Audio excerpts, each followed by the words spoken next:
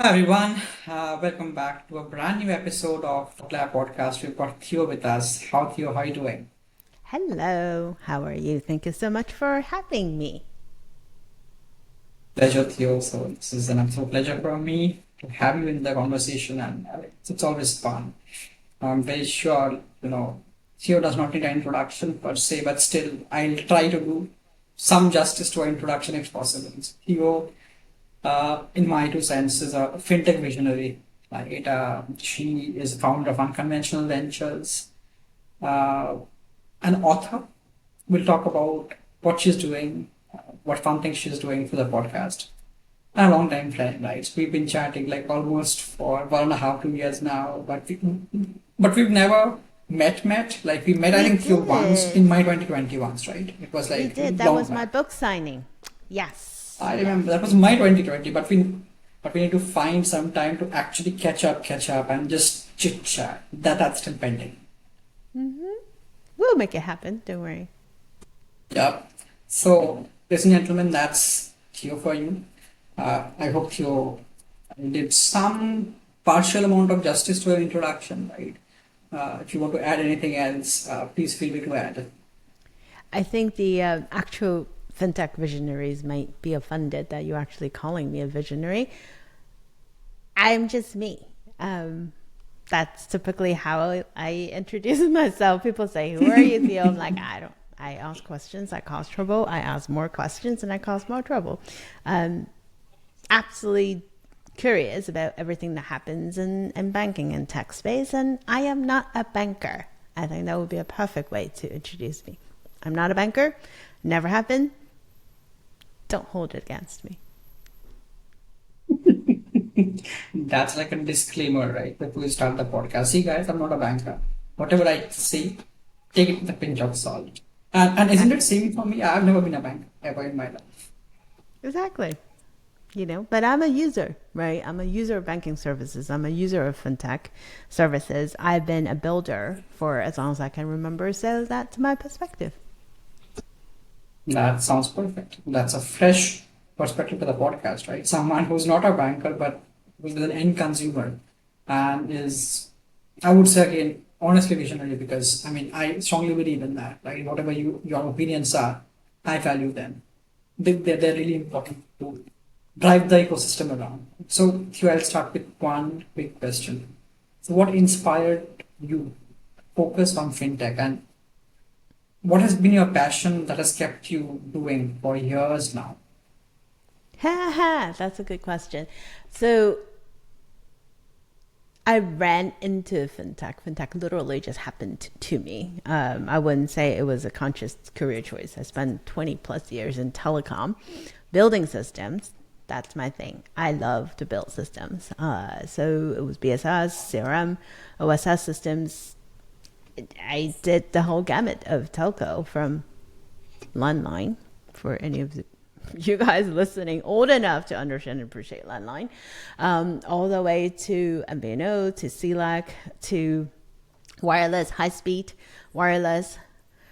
That's always been my thing. Fascinated about what technology can do, bringing people together, right? So if you think about the gist of telecommunications, back then, 30 years ago to now, it's always about bridging people together, bringing people from different corners together. And I think that part is important because if you look at financial services, right, enabling people with opportunities, a large part of that is bringing them from one ecosystem to the other. You talk about money movement, you talk about cross-border payments. Again, is bridging people from different places together. Money as an enabler.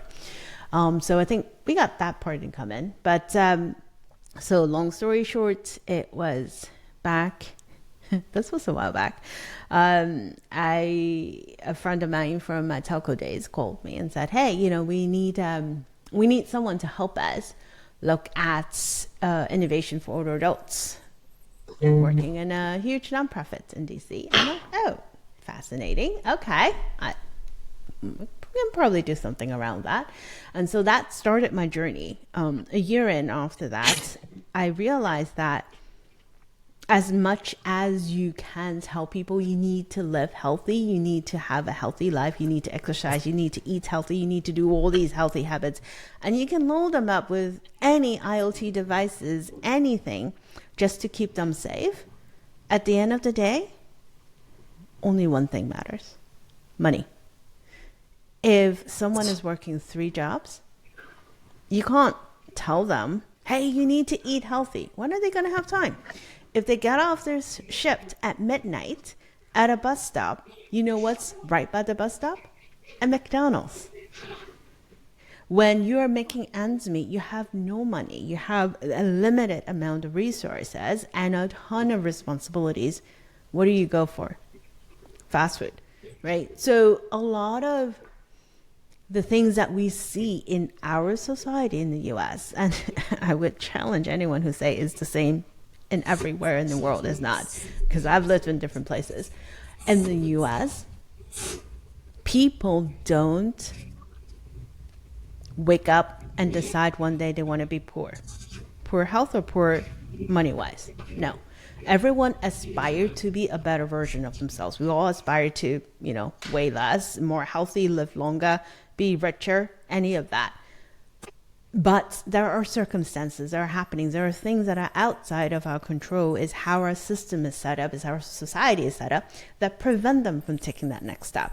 And so that was there and then that I realized, wait a minute, we can't just tell people, hey, you need to eat healthy and live healthy. We need to find means for them to be secure financially so they can do all of these things. And so that started my fintech journey. And then a short few years after, I started my own company. And that was 7+ years ago.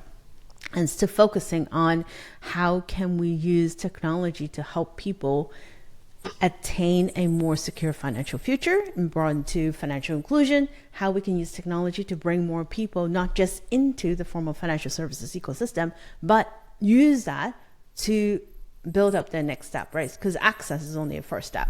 How can we use that to save more? How can we use that to save up for the dream? How can we use tools to help them take care of people outside of their circle, right? A lot of things that can happen with tech. And so that's been my journey. That's very well crafted journey. And it's I mean, the best, I believe the best of things happen when you do not plan for it, right? You just started on fintech from telco. I mean, I knew that you in telco, but I didn't know that you spent 20 years in telco. I mean, I spent 27 years. a couple of years. A lot of people 27 years. came from telco in our space because there's a lot of similarities, right, between the two industries, both highly regulated, both been around for a long time, right? Banking's been around for a long time, so is telco. And if you think about, like in banking, we talk a lot about how banks have a lot of data, but they need to get them in order instead of silos so that you can make use of it. It's the same thing in telco. I remember, this was back in year 2000 when the whole concept of 360-degree view of a customer, right? And we're building CRM system. We're like, yeah, we need a 360 so people are not doing swivel chair, going from one terminal to the other. And then we realized, wait a minute, we have 10, 15 copies of customer data. Everyone wants to do something to just stand up a news stack. Next thing you know, you have a bunch of different copies of the same person, but each one of them slightly different. How do you build the API later to bring them together to make sense out of it? It's a very similar problem to what we have right now in financial services. So, yeah. It's exactly clear. I mean, I can so relate to it because, by the way, when I was in telco for 2 years, working for one of the largest telco providers in Middle East. And talking about customer 360, that's exactly the place where I got exactly exposed towards building a customer 360 and building cross-sell, upsell initiatives. And when I tie back those days, like 2019, I mean, I have about like close to a decade of experience. 2019 was like 5-6 years back. I was still a consultant with Accenture then. So when I remember those days, what I learned from that phase of my life, from telco, that can a lot be translated to what financial services need today or are doing today, right? So I absolutely can relate the parallels. Uh, I have a follow-up question on that, right? So do you have a defining moment in your journey, right, that shaped your current perspective in the fintech space, whatever you do? That was that. Is I realized that, um, we all want people to live healthy. We all want people to live longer, right? But we need money. We need money to do that. So that was my moment. That was when I jumped ship. And I still remember that day actually very clearly because I came back from my ethnographic study. We spent a week in Tennessee with many groups of caregivers who are in the 60s with their adult parents who are in the 80s, right? So we spent an entire week talking to many people, trying to figure out, okay, what can we design? What can we bring forth as solutions to tackle two things? One is, how do we help them live independently, safely? And how do we tackle loneliness? That was that. It was two topics. And we were trying so hard, desperately, to understand what's in the minds of people. What do they need? What can we bring together? And I kept hearing people saying, I don't need anything else. I don't need gadgets. I just want to be there. I want people, but I can't do it. I cannot be there for my parents because I have to work, right? These are people who are 60-some-year-old, 70-year-old. They're working and they can't be with their loved ones because they have financial challenges. And after that week, that was when I was really depressed, first of all. I got back to my office. I'm like, oh my God, I just saw a whole different side of the US that I'm not used to. And I admit, I live in a bubble out here. And that was literally when I switched. That's very touching, right? I mean, that specific moment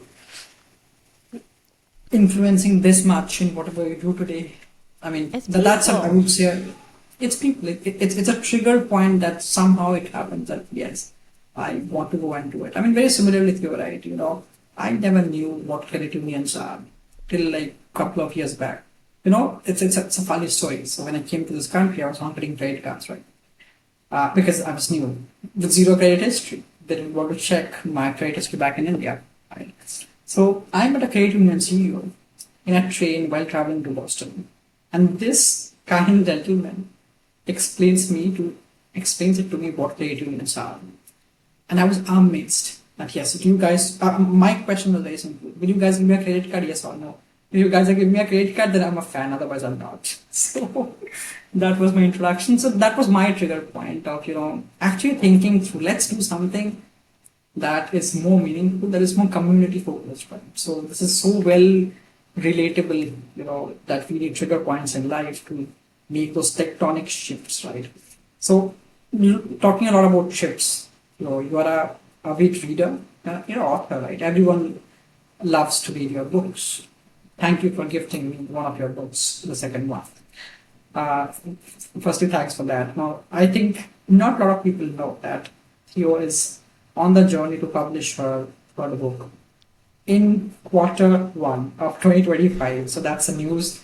Let's break the news now, right? Let's break the news that you are publishing your third book. She's already finished writing the book, but she's here to publish that.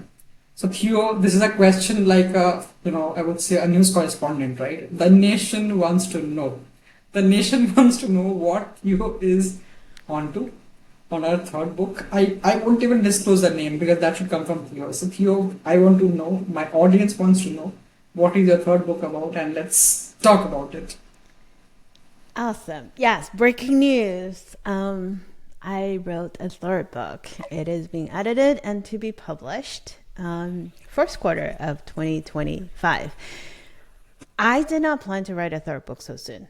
So, disclaimer number one, I wasn't planning to write it because I just got off the second book not too long ago, a year ago. And I was tired. And here's another breaking news. I gained 15 pounds with each book because when I write, I have weird schedule. My brain works certain hours of the day. My entire just routine get messed up, and I would gain a pile of weight, and I need to keep running to run them off. So I was recovering, and then I'm like, wait a minute, everyone is talking about AI. AI is not new, it's been around since 1940s. But everyone is fascinated by it because of ChatGPT that came out 2022. But not just fascinated by it.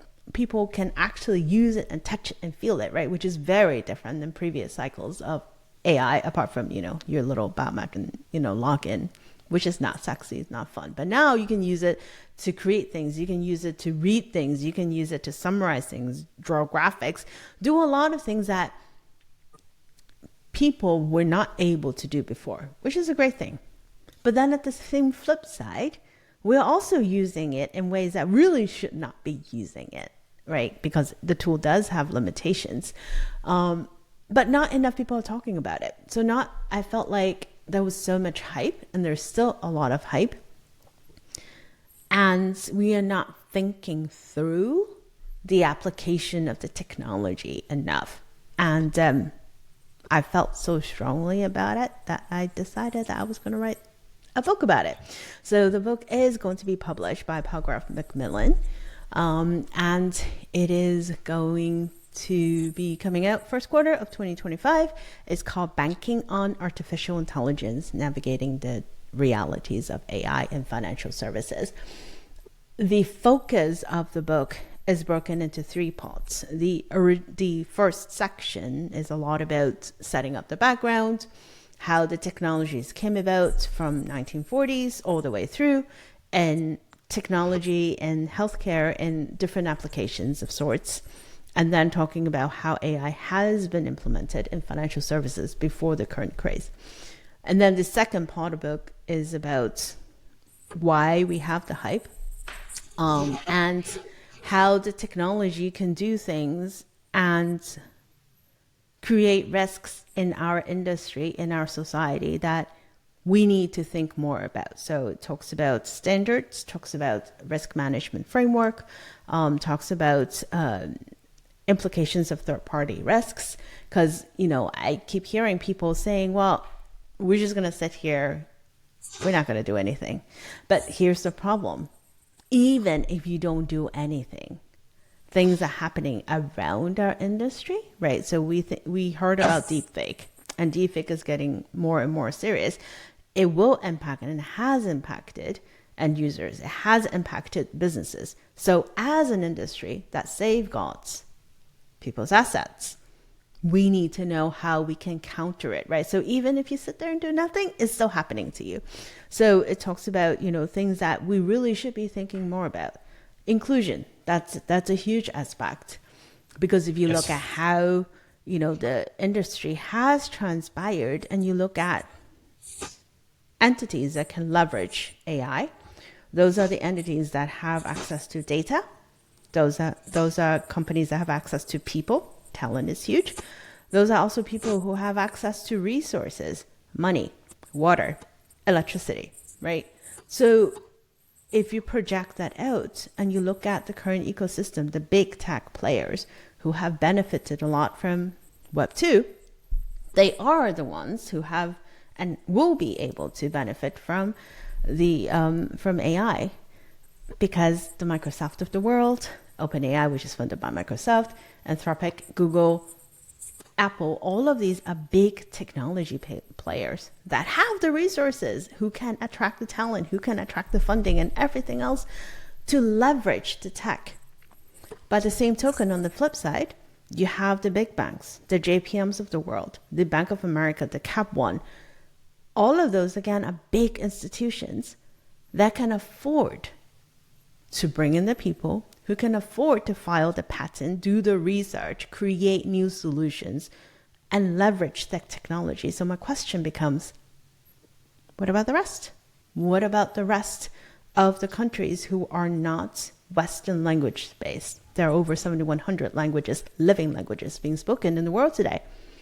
Yep. Most of the large language models support English and Western languages such as French and Spanish. What about to 7,000 other languages that are not in there, right? And it is a valid question because I had spoken to bankers from Eastern Europe and they're like, well, we want to use LM2. We want to use things to help our clients. But we don't speak English. We don't speak German. They use Eastern European based languages. And there's none that is useful that has been built out there that they can use. So they have to build things up themselves.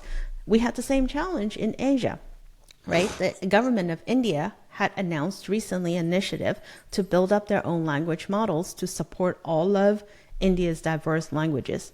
We had the same thing in China, right? So that's great. What about the nations that don't have money to do their own thing? So it goes back to, we keep saying that our future is digital. Our future is AI led. Our future is going to be so bright. We have agents running around doing everything for us. We're just going to sit back and relax and chill. Really? I don't think so. Not for most of the people.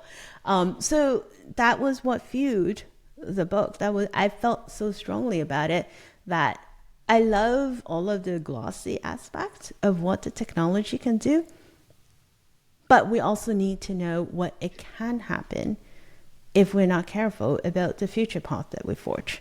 And so that is the third section, is knowing what can happen. What are some good humans doing about it? What are some efforts around the world that's, building up to counter the potential dark path that we're going to end up? I'm not talking about, conscious AI. I'm not talking about, AGI and any of that sort. I'm talking about something very real and tangible and is happening to many people around the world.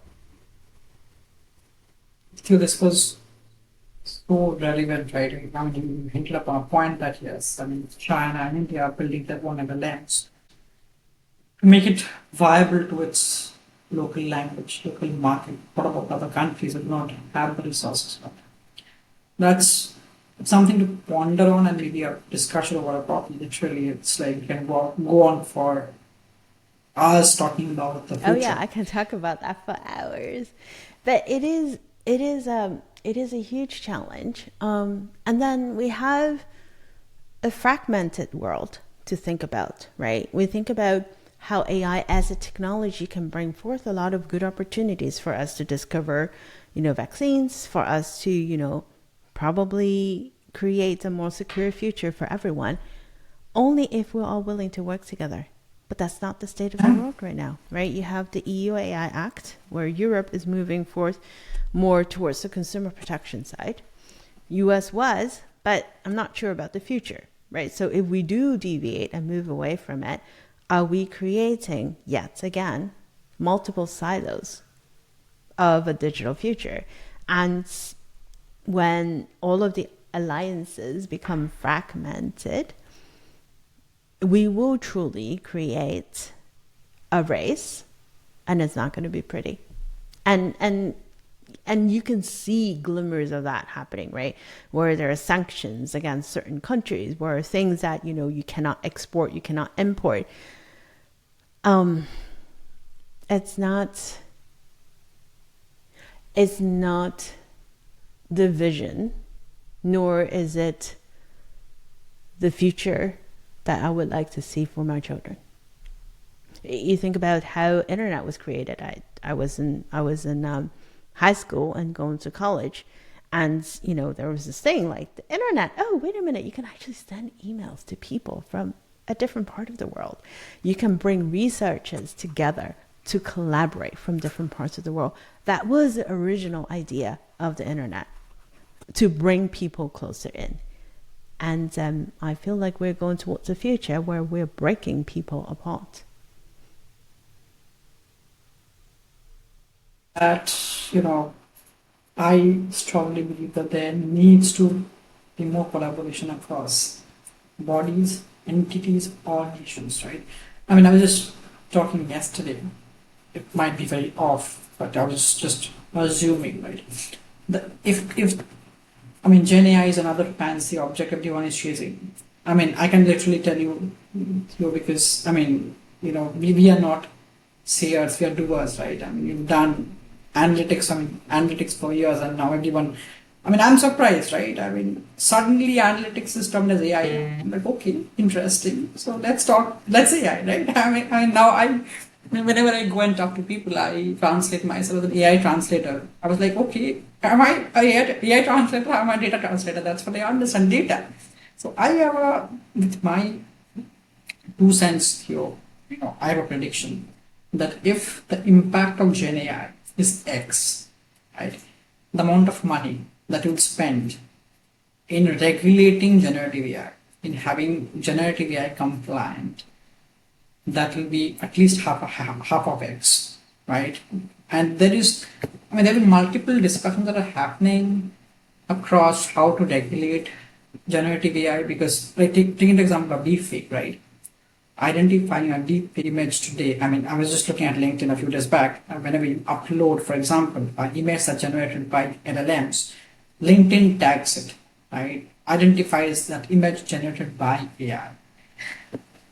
But if you look at a broader perspective, what are your 2 cents on compliance and regulation of generative AI specifically? Because for some time now, regulating AI is still work in progress. But if you ask me, regulating Gen AI, that's an absolute green field, which everyone is like, what do you do about it? We don't know what to do. So what are your takes on that? We don't know what to do because there are aspects of it that people are using it for that they really should not be. We don't know what to do because we don't have enough resources in the regulating body to actually put their minds together to figure out what to do. As usual, regulation always runs behind, right?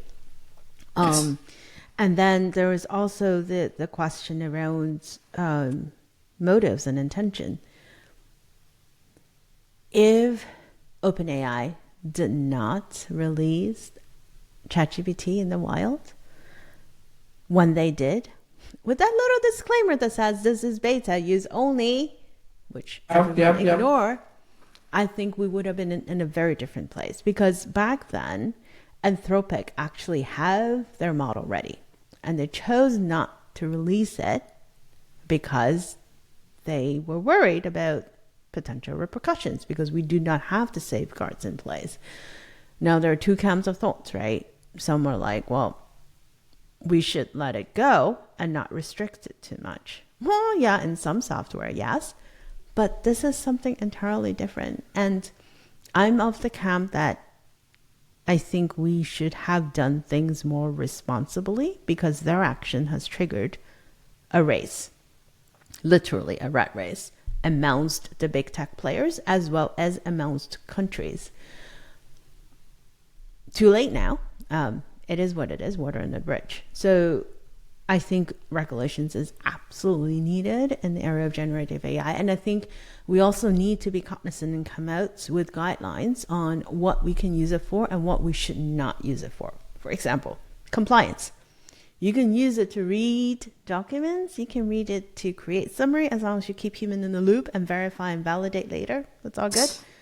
But you also need to be able to use whatever it is that you use to explain to the regulator why you did certain things that you did. If you cannot do that, which you really cannot use Gen AI for that, then you really should have no business in using it to determine credit, for example. If you do not understand where the data is coming from, if you don't know where the training data is coming from, if you don't know how the model make a certain decision the way it does, and you're in a position to make sure that things don't fall apart, then you really need to think twice. So I think that whole notion of finding things that work. So for example, Bankwell, right? Ryan has done an amazing job in using generative AI, creating the chatbot in the front to help small business owners apply for SMB loans. That's great. That's wonderful, because it's a tool to connect SMBs to the financial institution during the time when the bankers are not available.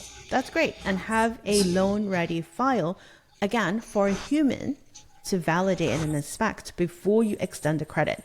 That's a wonderful use case. So I think we need that. And I've seen, for example, Australia has an amazing suite of documents that they've put together on risk assessment, on things that you need to ask yourself before you implement the technology, checkpoints, etc. They've done an amazing job, and I don't think the world has talked enough about what they have done, which is really good. It's impressive. We need more of that instead of a wild, wild west. It's not the don't do anything, because that doesn't work. It's not the do not innovate, because even if you tell people don't, they still do.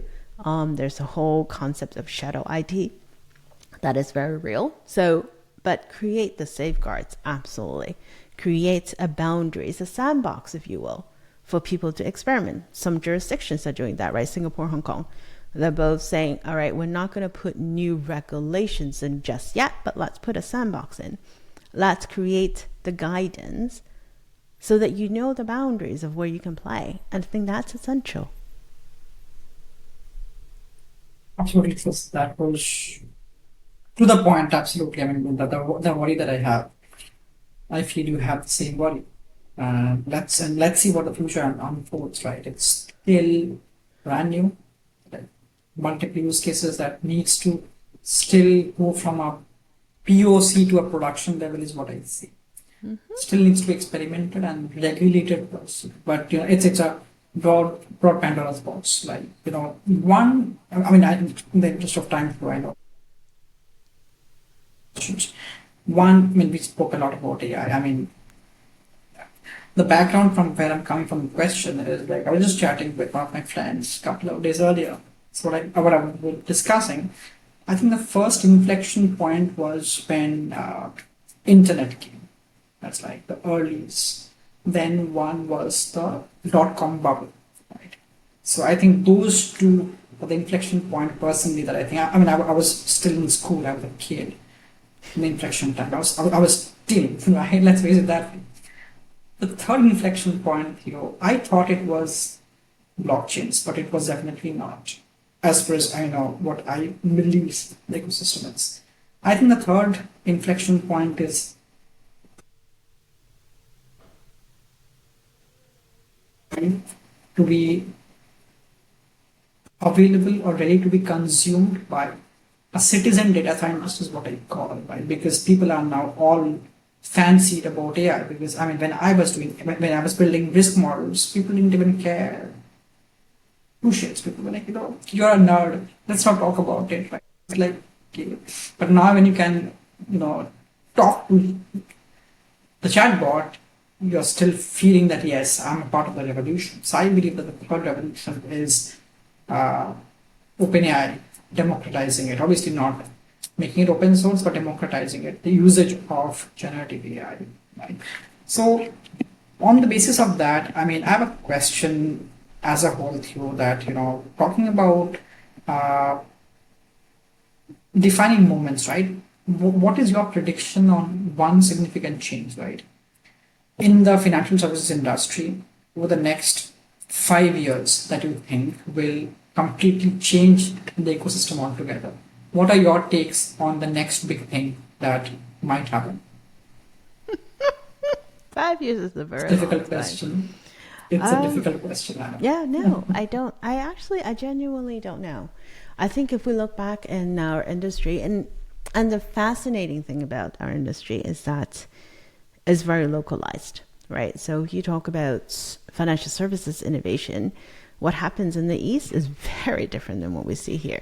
In India, right? UPI is huge, and it enabled a whole new ecosystem, a whole new way of living and working, and every aspect of your life is now digital because of the India stack. Same thing in the rest of Asia, right? The Alipays and the WeChat of the world brought forth the whole concept of super app more than a decade ago, right? Think about how the entire country went cashless. I was in Hangzhou and in China and Shanghai back in, I can't remember, 2017, 2018. And it's like this stupid American with my cash. And people were looking at me like, And I remember I was telling my friend I was getting yelled at everywhere I went. And I had no idea why people were yelling at me. I don't speak Mandarin. And it wasn't until after that a friend of mine told me, and he was like, they were mad at you because you're using cash. Because everyone was paying with a QR code. You get on the taxi, it's QR code. You go buy a drink, is QR code. Everything is digital. No one handles cash. And here I was. I'm like, hi, I have cash. Right? So in those ecosystems, we see the QR code, we see the digital transformation. Southeast Asia, same thing, right? You have the Grab and the Gojeks of the world that enabled millions of underbanked to have a means to save, to have a means to transact, to have a means to get access to credit. None of that has happened out in the US. And it's the ecosystems are so different. Bankers nowadays are still talking about super app more than a decade later in here. And their concept of super app is, well, let's put an investment product in here. Let's put a savings product in here. Oh, we're going to have our super app. No, my friend, you need to look at it from a consumer perspective, from a user perspective. What are the things that happen in my life cycle? What are the things that I touch? Not just the bank. You are important, but you're not the center of my universe. So I think there's still a lot of learning that needs to do.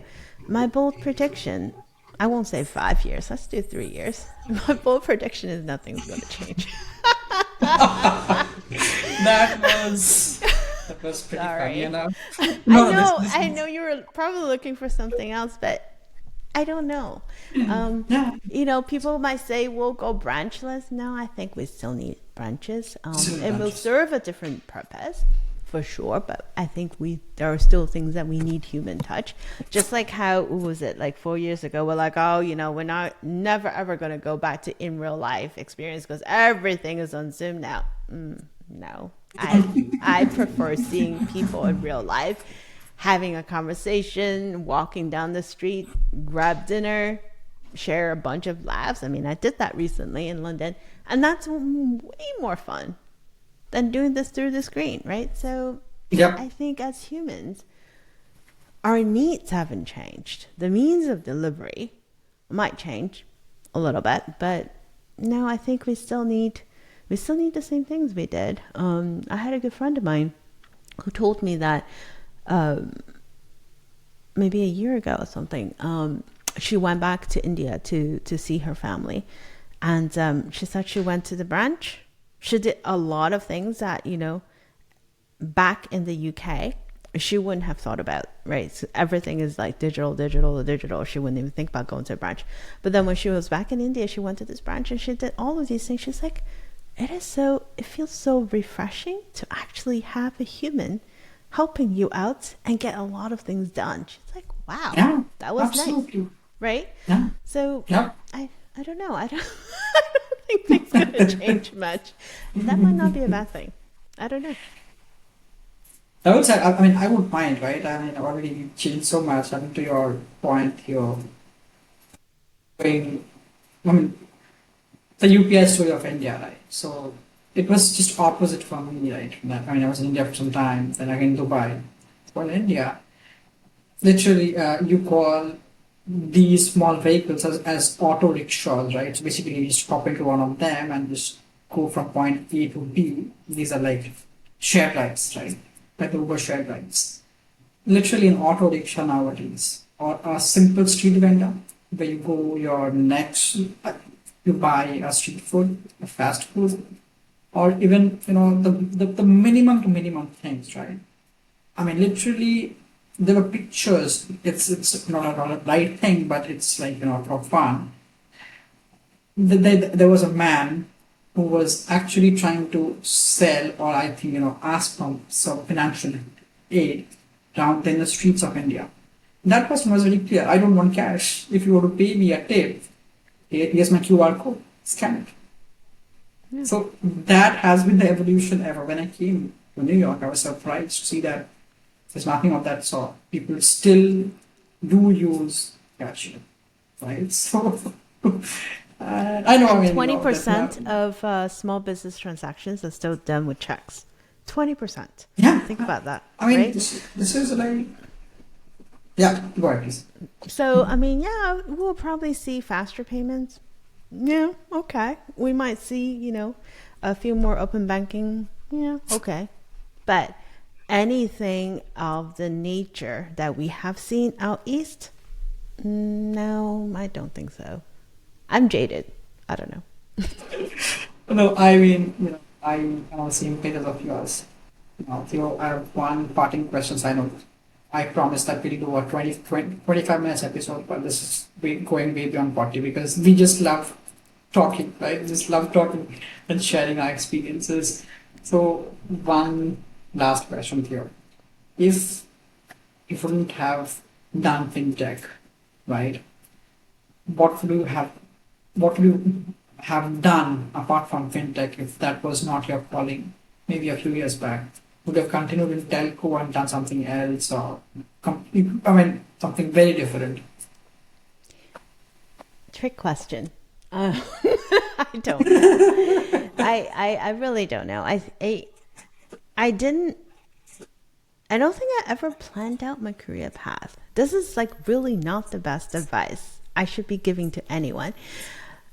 Before I went to uni, I thought I was going to be a geologist. Okay, I literally, in my senior year, I'm like, I'm going to be a geologist. I applied to school. I got accepted as a geologist major. In the last minute, I flunked my physics in high school, and my physics teacher, context, all girls Catholic school. My physics teacher, who happened to actually know my father, that was not ideal, was really upset at the fact that I flunked my physics test. I was probably the only one who flunked a physics. I mean, who does that? And he was so upset with me. He said to me in front of my entire class. He was like, "You would never ever be an engineer because you flunked your physics." I'm like, no one says that to me. No one ever told me I can't do something. I mean, first of all, it's humiliating. Second of all, I was so pissed off. So before you know it, I switched my school. I ended up in Rensselaer. It's an engineering school in upstate New York. I switched my major. I became a chemical engineer. And that was my thing. I never for once thought I was going to be a chemical engineer because I love rocks. I love not talking to people. I know this is very odd. Rocks do not talk back at me. I was very happy. And then I became an engineer, right? And then I didn't particularly chose telecom as my industry. I was working in a manufacturing plant.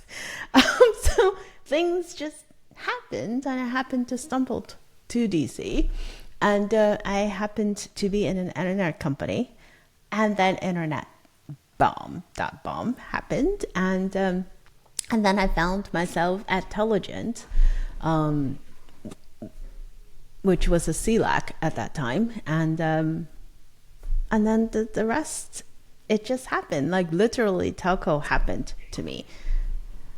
Fintech happened to me. So I don't know what else would happen to me, but if I were independently wealthy, that I don't have to do anything, I would love to just sit and read and play Legos the entire day.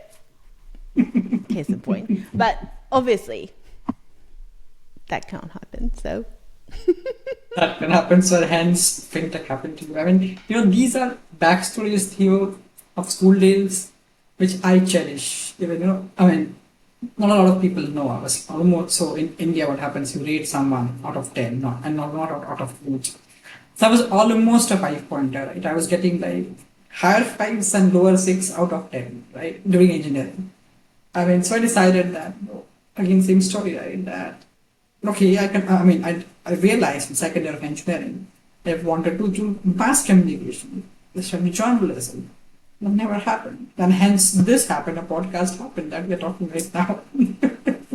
Exactly. And if you ask my parents, they will tell you that they're still waiting for me to find a proper job, because this is not a proper job. Writing a book and hosting podcast and speaking is not a proper job. So I don't know. I think at the end of the day, I'll leave you with this is, and I know you share the same traits.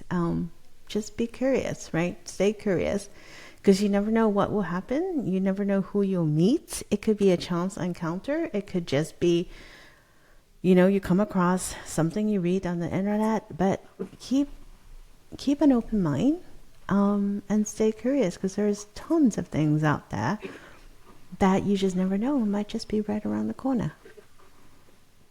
That's such a valuable piece of advice, Theo.